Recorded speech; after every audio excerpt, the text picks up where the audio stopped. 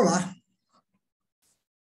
Continuando com o nosso curso para operadores de caldeiras, módulo de reciclagem para as operações de caldeiras, vamos continuar com as inspeções de caldeira. O módulo é o 5B e vamos tratar da inspeção interna do lado da água.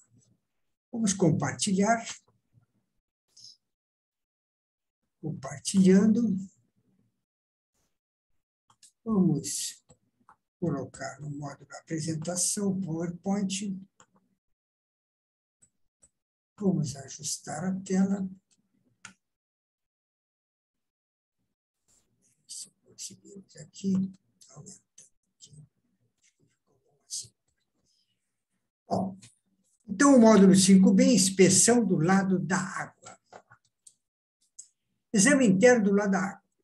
É necessário que a caldeira esteja fora de operação, fria, a água do interior esvaziada e todas as portas de visitas abertas. Isso é uma condição preponderante. Claro que tem inspetores que abrem apenas uma porta de inspeção do lado da água e dali tiram suas conclusões para o laudo e as suas fotografias. Isso não é correto. Registro fotográfico. Estando abertas todas as portas de visita, vamos proceder à tomada de imagens. Inicialmente, fotografamos a parte interna como elas se apresentam. Então, pelos porta-lós inferiores, nós vamos examinar o feixe de tubo inferior e se há acúmulos de crostas lançada no casco da caldeira, no intervalo entre os tubos e o casco da caldeira. Fotografamos tudo isso para chegarmos à conclusão, ou mais tarde, para o pessoal da química possa avaliar pelas fotos o estado que se encontra a caldeira naquele momento da inspeção e para que possam proceder às correções necessárias. Pelos porta-lós superiores, também nós focamos o feixe superior de tubos, caso também o que está acontecendo com a fornalha, quando se trata de caldeira a óleo, por exemplo, uma ATA H3, por exemplo, e o que está ocorrendo nos feixes de tubos e também no casco na parte superior. No lado esquerdo, nós temos o feixe de tubo superior, que apresenta incrustação de corócle e pontos de corrosão sobre depósitos. Na foto central, nós temos os tubos superiores de incrustação por sulfato de alumínio. Identificação dos tipos de incrustação. Definição de incrustação. São depósitos de elementos formados na composição química da água industrial e em circulação, os chamados sais incrustantes e óxidos, que se formam quando as condições de temperatura, concentração e solubilidade se alteram no interior da tubulação dos equipamentos, como caldeiras, trocadores de calor e outros sistemas. Água dura. Você certamente já ouviu falar em água dura. O que vem a ser a tal de água dura? Muitas águas contêm os cátions de cálcio, magnésio e ferro, que vêm acompanhados dos ânions, carbonatos, bicarbonatos, cloretos e ou sulfatos. É a quantidade dos cátions citados, principalmente o cálcio e magnésio, que determinam a dureza da água. Se a água estiver apresentando teores desses cátions acima de 150 miligramas por litro, então a água é dura. Se estiverem abaixo de 75 miligramas por litro, a água é mole.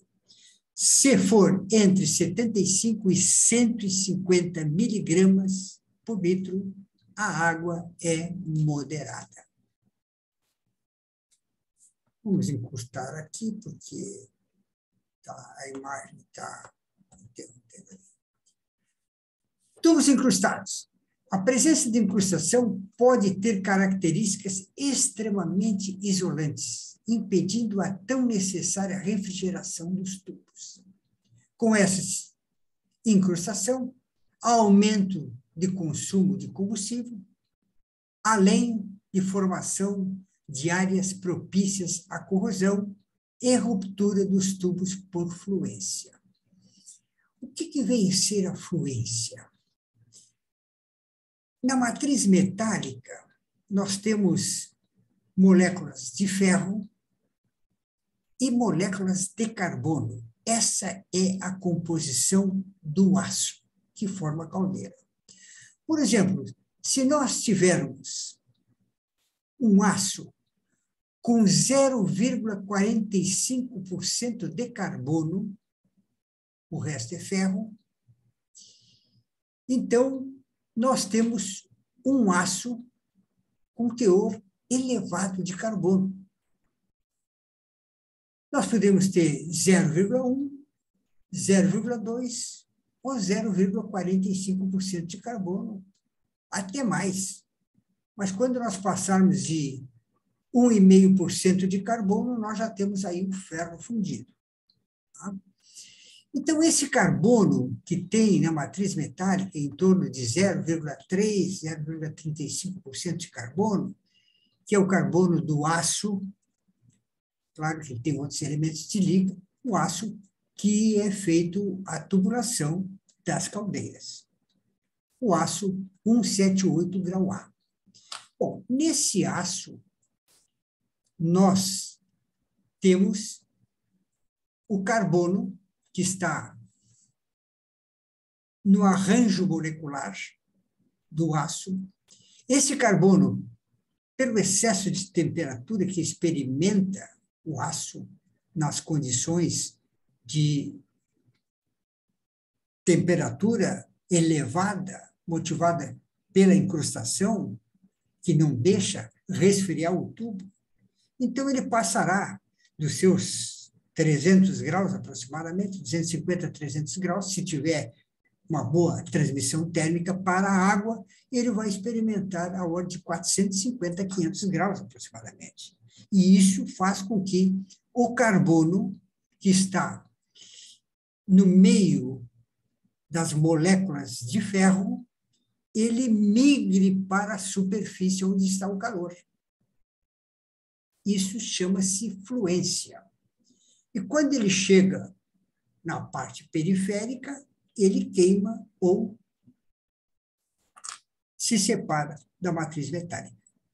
Então, nós vamos ter a fragilização do aço pela descarbonatação dada a fluência.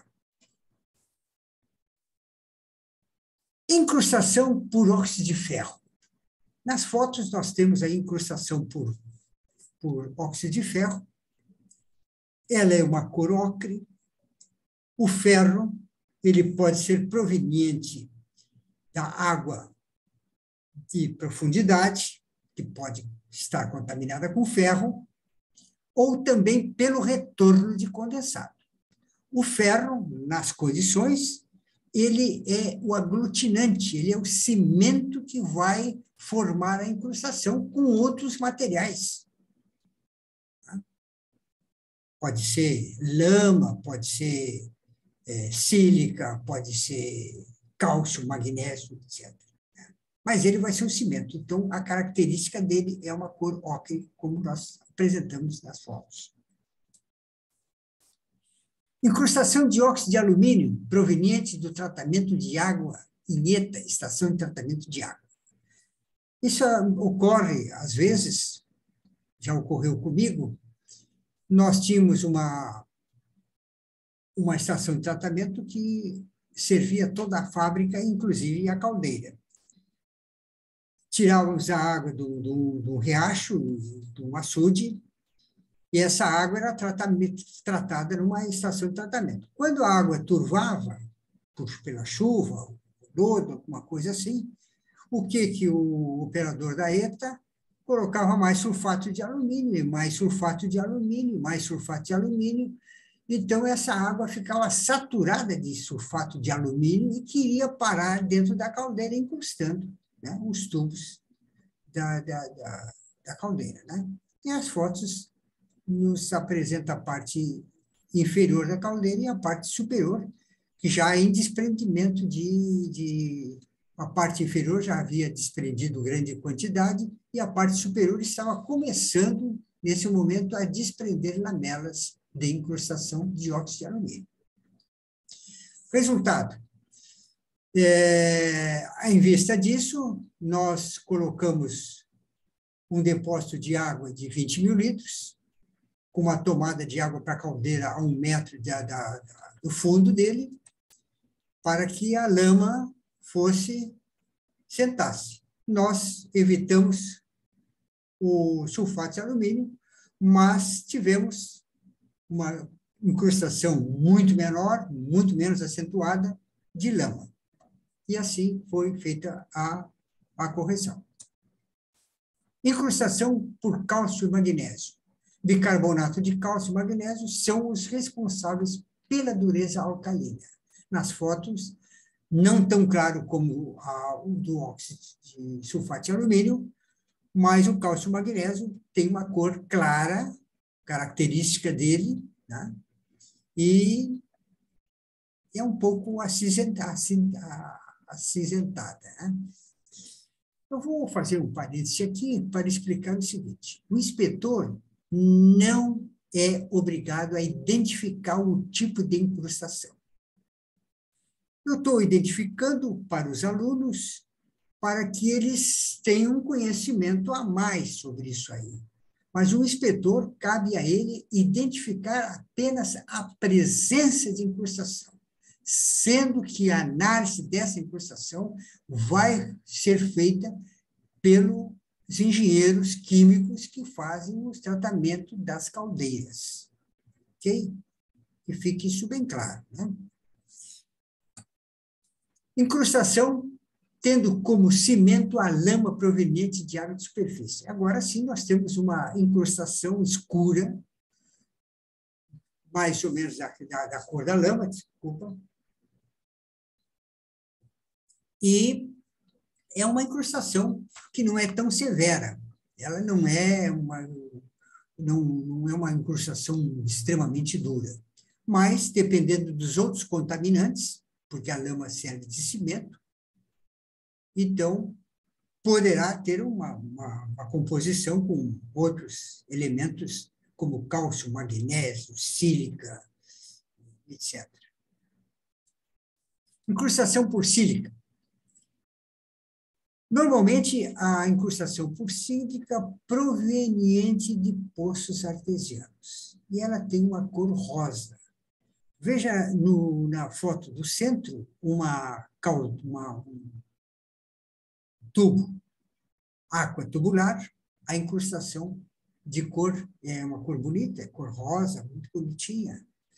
E na lateral direita, nós temos ali, então, um flamo tubular com depósito de sílica também. Limpeza geral da parte interna do lado da água. É extremamente importante e nenhum inspetor deve fechar uma caldeira sem antes retirar todos os depósitos que nelas foram encontrados. Por quê? Porque se fechar, aquilo só vai acumular mais. E vai nos levar ao quê? Vai nos levar a ter um isolamento da tubulação, que está a 20, 25 centímetros do casco. Se lotado aquilo ali, já vai dominar também a tubulação. E no momento que não há troca nenhuma, o tubo vai aquecer até estourar. Tá? E fora ainda a possibilidade de trancar as purgas e não conseguir se dar a purga na caldeira. Ok? Então, sempre deve-se retirar toda os resíduos de incrustação, lama, etc. Aqui nas fotos nós temos ali uma caldeira que, pelo portaló lateral, foi retirado 3 carrinhos de mão cheios de crostas, que estavam acamadas no fundo do casco da caldeira. Vejam também nas fotos inferiores, do lado direito, os tubos coletores. Os tubos coletores da fornalha estavam quase que obstruídos, quase não deixando o condensado ir para a zona de evaporação, que é os tubos verticais da fornalha, da parede da capela. Isso tudo ocorre com frequência e tem que ser examinado, tem que ser desobstruído, tudo isso aí. Por isso é que nós temos casos de estouro de caldeira, explosões, etc., dada a esses tipos de coisas que acontecem. Bom, agora nós vamos, depois de limpa a caldeira, jateada, etc., nós vamos passar a examinar a corrosão. Os principais elementos causadores da corrosão é o pH ácido e oxigênio dissolvido. Esses são os 2 principais. Tá? Então, o pH ácido, o que se faz para que possamos alcalinizar a água da caldeira? O pH desejável da água da caldeira é de 10 a 11, o pH 10 ou 11. E o oxigênio dissolvido, nós devemos ter um residual de 30 ppm, ou seja, você coloca, mas sempre que você vai analisar, a água tem que ter um residual de 30 ppm. Isso te assegura que toda a água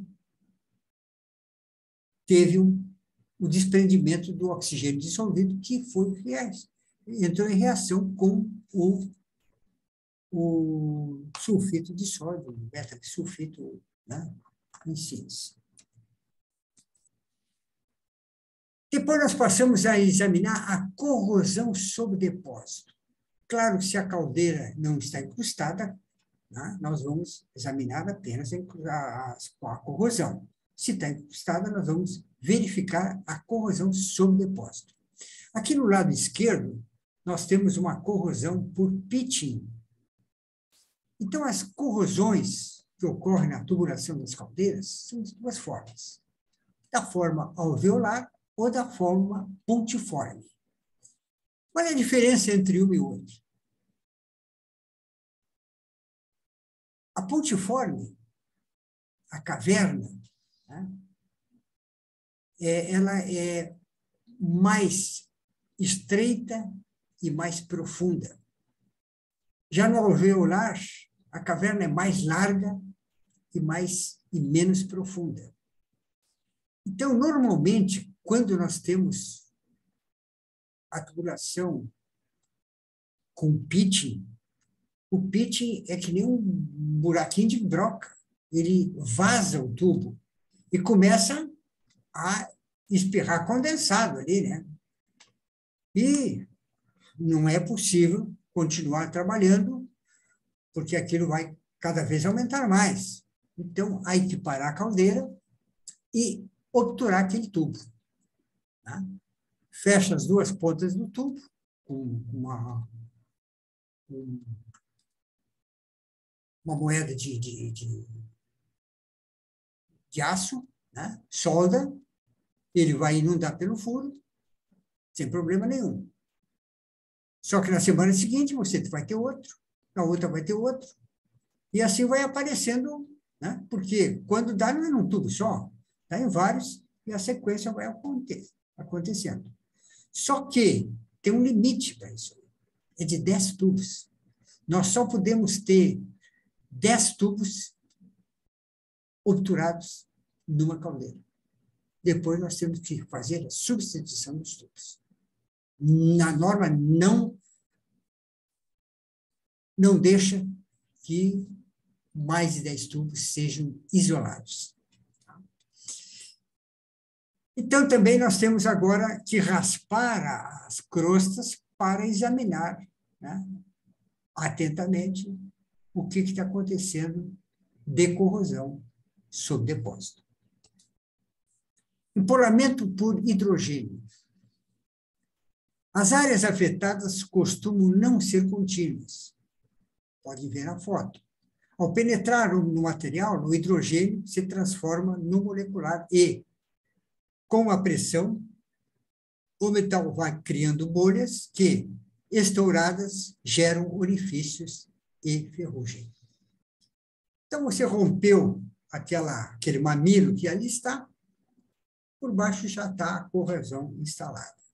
Da mesma forma, a corrosão por oxigênio dissolvido. Forma-se um mamilo, e esse mamilo estoura, já temos um pitching ou um alvéolo. Tá? Caso que a foto do meio nos dá exatamente onde está o pitching, né? Por baixo daquela bolinha que aparece ali. Quando você rompe aquela bolha, você vê que está preto ali, parece que tem uma oleosidade preta ali. Você raspa ali e já está a corrosão instalada. Corrosão por oxigênio dissolvido, está ali, o dedo apontando, na forma alveolar. Aqui na direita também, temos 3 alvéolos aqui, lixados e tal. Então, já está instalada o processo corrosivo na tubulação. Depois de nós examinarmos a parte da corrosão, nós vamos fazer referencial para a próxima inspeção. O referencial para a próxima inspeção constitui na limpeza de um tubo ou mais, né, onde nós vamos registrar ali, fotograficamente, e às vezes escrever com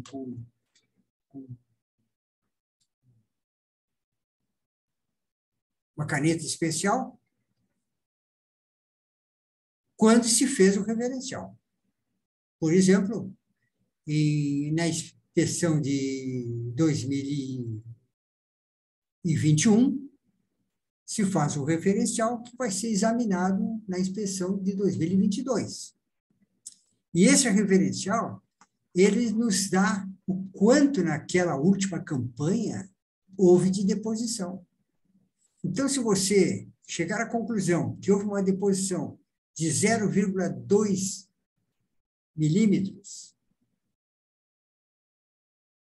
você pode projetar isso para o futuro e ver quando vai chegar no momento insuportável da incrustação da caldeira. Ok? Então, se faz um referencial no feixe de tubo inferior, porque ele incrusta com mais severidade do que o superior, e também no superior. Então, nós fazemos análise tanto na parte inferior da caldeira como na parte superior, analisando aquela parte que foi feito o referencial.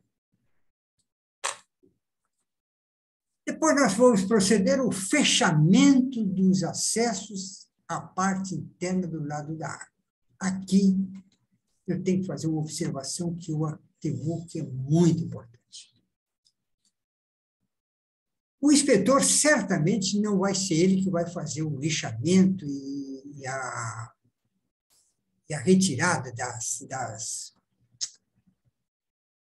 juntas velhas, secas e aderidas.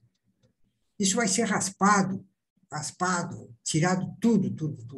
Mas ele tem que fazer o exame antes de se colocar isso aí. Por quê? Porque o pessoal que ajuda não tem o conhecimento necessário para saber que isso tem que ser muito bem limpo. Porque se nós deixarmos um pedacinho de junta velha aderida à parte de assentamento da junta nova, isso vai criar um caos. E por mais que se aperte, sempre vai vazar. Pode apertar o quanto quiser, não vai vazar sempre. Porque quando tiver com pressão de trabalho, vai vazar. E muitas vezes tem que se parar uma caldeira para tirar um vazamento de uma junta que não foi bem limpa. Então, o inspetor tem que fotografar, tem que filmar conteúdo para ver depois direitinho. Ele tem que passar a mão para ver se está tudo limpo na parte que não é acessível, que tem que ir por dentro da caldeira. Ele tem que chegar à conclusão que isso está muito limpo para botar junta nova e dar o aperto. Okay?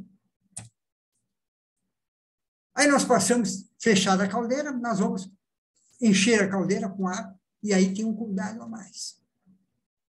Você coloca numa caldeira aí em torno de 10 a 20 mil litros de água. Então, você tem que botar o tratamento químico, aquele, né? Você tem que botar para 10 ou 20 mil litros de água. Você tem que botar soda para manter o pH entre 10 e 11. Tá? Você tem que botar metabisulfito para reagir com todo o oxigênio livre daqueles 10 mil litros de água. Se você continuar o processo lá que foi recomendado pelo laboratório do fornecedor do produto químico, você vai levar uma semana inteira para saturar tudo aquilo, voltar ao normal. Enquanto isso, há problemas de incrustação, problemas de corrosão, etc. Então, há que ter esse cuidado aí para dosar uma dose maciça para manter aqueles cuidados de pH acima de 10, entre 10 e 11 e o residual de metabisulfito, sulfito de sódio de 30 ppm ou de hidrazina, se for o caso. Então, cheia a caldeira, nós retiramos o ar pela parte de cima, ou seja, para o vapor que vai para o injetor, e com isso nós conseguimos, quando a água correr pelo injetor, é sinal que a caldeira está totalmente cheia. Nós fechamos ali e vamos tratar de fazer a pressurização. Essa pressurização e despressurização da caldeira deve ser feita de uma forma lenta e gradual, com patamares onde a pressão é mantida por um determinado tempo. Por exemplo, você eleva a pressão a 3 quilos. Para em 3 quilos, espera 5 minutos. Mais 2 quilos de pressão, para em 5, mais 5 minutos. E assim até o término do teste, que vai ser 8, 10 quilos, dependendo da pressão de trabalho da caldeira.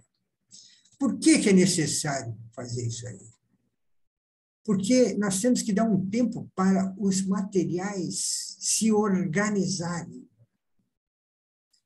Se você faz abruptamente com a bomba, por exemplo, de 0 a 10 quilos abruptamente, não dando um tempo para se acomodar, isso vai gerar tensões nos materiais e início de trinca, microtrincas, que com o tempo vão gerar trincas e vão, talvez até, ao rompimento.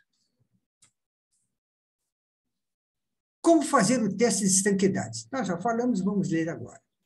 Antes da caldeira entrar em operação, após a parada para inspeção, é comum aplicar-se teste para a simples observação da estanqueidade das bocas de visita e das conexões que foram abertas.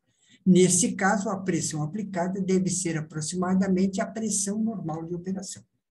E essa pressão deve ser feita com uma bomba de pistão manual, como essa que está apresentando ali. Que você para, a pressão, quando parou, fica parado, depois dá mais pressão, e assim você faz todo o teste. Agora, no momento em que o profissional habilitado, o inspetor, não tem uma bomba dessa. Ele pode fazer usando a bomba da caldeira. Mas veja bem, não pode pressurizar abruptamente, ligar a bomba e de 0 a 10 quilos assim, em 2, 3 segundos, que é o que faz a bomba. Né? A caldeira está lotada, ela já começa a pressurizar de início e vai até 10 quilos. Isso aí não pode ser feito de forma nenhuma, porque vai gerar grandes tensões nas partes da caldeira. Nós já vimos. Mas ele pode fazer da seguinte maneira. Ele abre ou a descarga do injetor, abrindo também a entrada de vapor para o injetor e a descarga do injetor. Ou abre a válvula que dá descarga no visor de nível. Qualquer um dos dois. Vamos para o visor de nível. Ele abriu a válvula de descarga do visor de nível e liga a bomba. Não pode pressurizar. Toda a água injetada pela bomba deverá sair na descarga do visor de nível. A bomba ligada, ele vai fechando a descarga do visor de nível até o momento que começa a pressurizar. Começa a pressurizar, ele para ali e quando tiver em 2,5 kg, ele para de fechar. Ela vai estabilizar provavelmente em 3 quilos e vai ficar a bomba mandando água, com pressão, a caldeira com pressão de 3 quilos e o excesso está saindo pela descarga do visor de nível. Passados 5 minutos, ele vai lá dar mais uma fechadinha e ele vai a 4,5 kg e ele para de fechar, estabiliza em 5. E assim, sucessivamente, ele faz o teste como fosse uma bomba manual dessas que está aqui. Ok? Mas vou repetir, jamais pressurize uma caldeira abruptamente. Nunca faça isso. Quando estivermos na pressão de estanqueidade, nós vamos reapertar as tampas das janelas de inspeção quando essas já estão, pela pressão exercida, já estão frouxas. Os parafusos já estão frouxos. Nós só vamos reapertar eles. Tá? Reapertar todos os porta-lós devem ser apertados as portas, tá? Conforme está aí na foto. Apertamos tudo aquilo ali. Terminado o teste de estanqueidade, a caldeira estará pronta para entrar em funcionamento, o que vai ser o tema do próximo capítulo, próximo módulo, trataremos da inspeção a quente. Então, essa inspeção a quente poderá ser feita no mesmo dia ou no outro dia qualquer. Tá? E vai ser o próximo caso nosso. Tá ok?